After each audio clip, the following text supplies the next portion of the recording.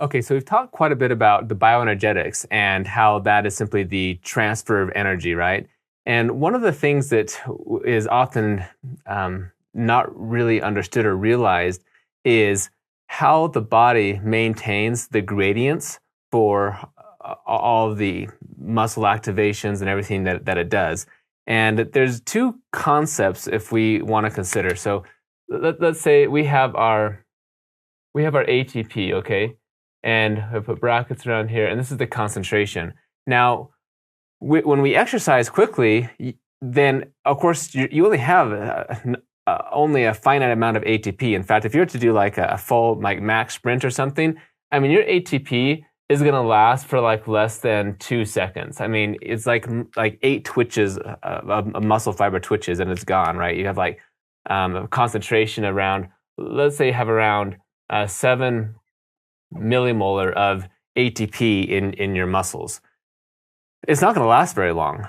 Yet, in reality, when you're doing a max exercise, okay, so you have a max exercise going on, your ATP levels, your concentration, they do decrease, but only by around 20 to 25% or so, okay? So that means you have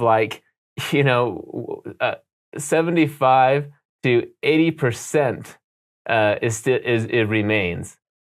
Okay, so it's very interesting to consider that you're exercising at such a fast, high intensity, but yet your ATP levels, they don't decrease very much.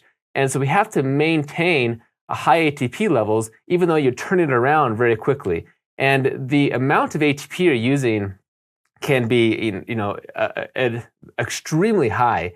And this is why it's important to consider what we refer to as your steady state versus an equilibrium concentration. So we kind of have two concepts here, right? So we have our steady state versus just equilibrium. Okay. Now, the difference between this, when you have your ATP levels here, if you think about you have a specific concentration of your ATP, well, you can say, okay, we're just maintaining that ATP concentration all the time. It's like it's not decreasing or increasing or anything. And that's kind of what we see in some ways of like going from 7 to around 4. We could put right here, maybe at the lowest end, right? Maybe 4 to 5 millimolar when you're really decreasing it a lot. So it does decrease, but it's not a whole bunch. Now, how does that happen? And the terminology I want to introduce to you is this terminology called flux.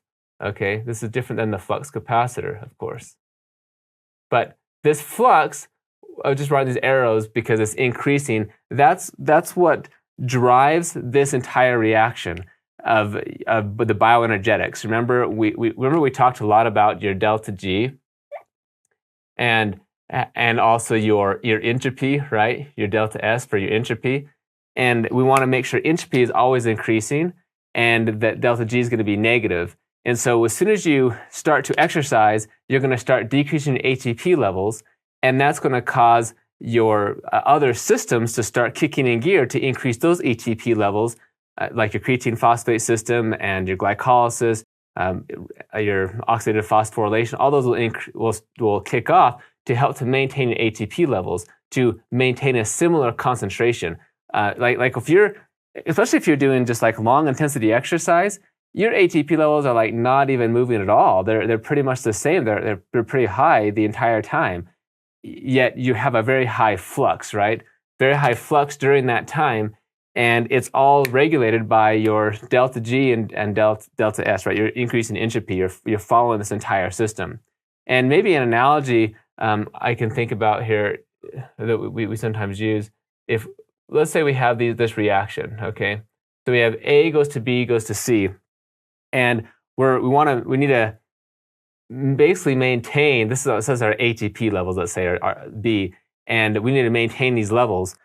Well, what we need to do is we increase the flux through this one. If we increase the flux of all of them, and if you think about it like a bathtub, right? So we have like a bathtub analogy.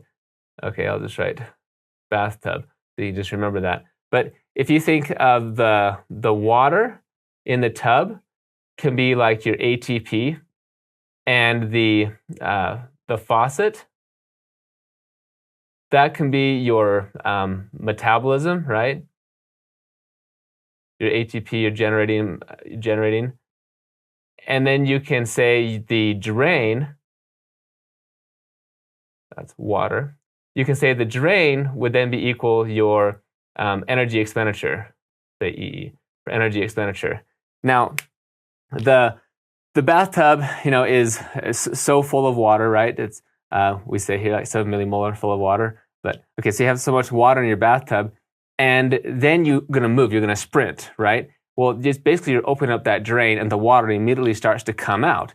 But as soon as that comes out, that triggers the opening of the faucet, and or your ATP, your creatine phosphate glycolysis, and the oxidative phosphorylation from the mitochondria. All those start to turn on immediately to help maintain the water level so it's similar. So yes, it decreases, but it doesn't decrease a whole bunch, right? The water is full of this, it's like a buffer, right?